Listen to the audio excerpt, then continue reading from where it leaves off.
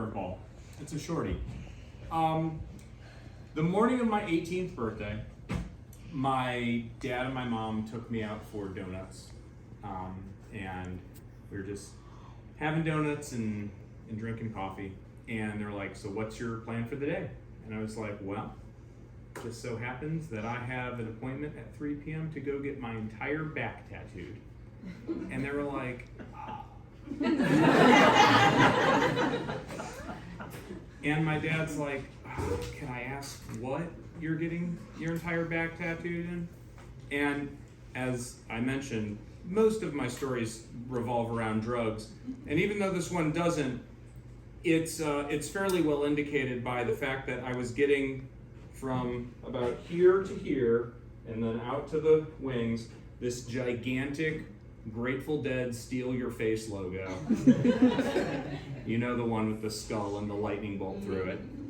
And not only would that have been the most like cringe thing ever, but I was getting it in a tribal style.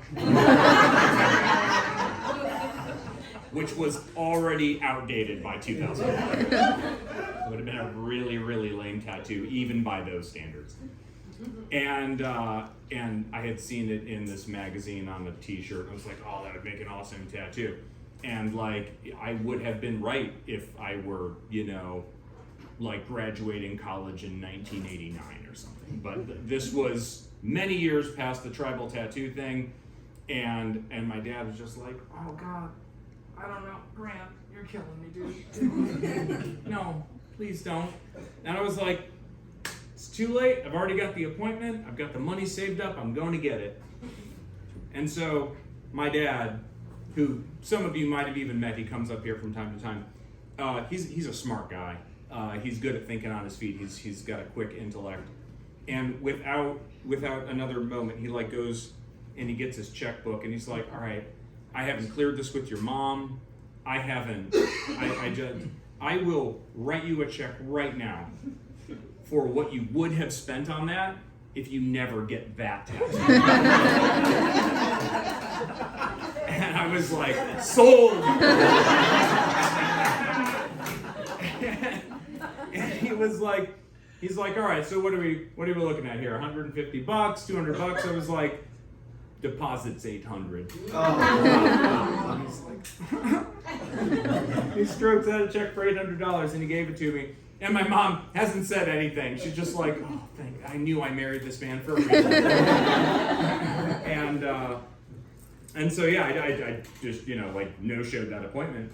And I think my goal was like, all right, well, I won't get that tattoo. I won't get like maybe that exact placement, but eventually I'll get some ink, you know, I'm a creative artist, like, you know, we got my body is a canvas, blah, blah, blah.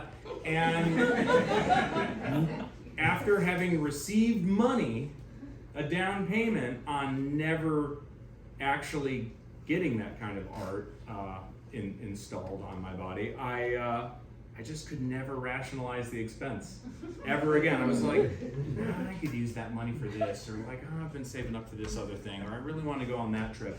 And so, in my dad's infinite wisdom, he taught me a very valuable lesson in like, you know, not only, you know, maintaining whatever temple this is, but you know, so a lesson in frugality too. So my half-baked idea to get my back tattooed never came to fruition. Thanks, Dad.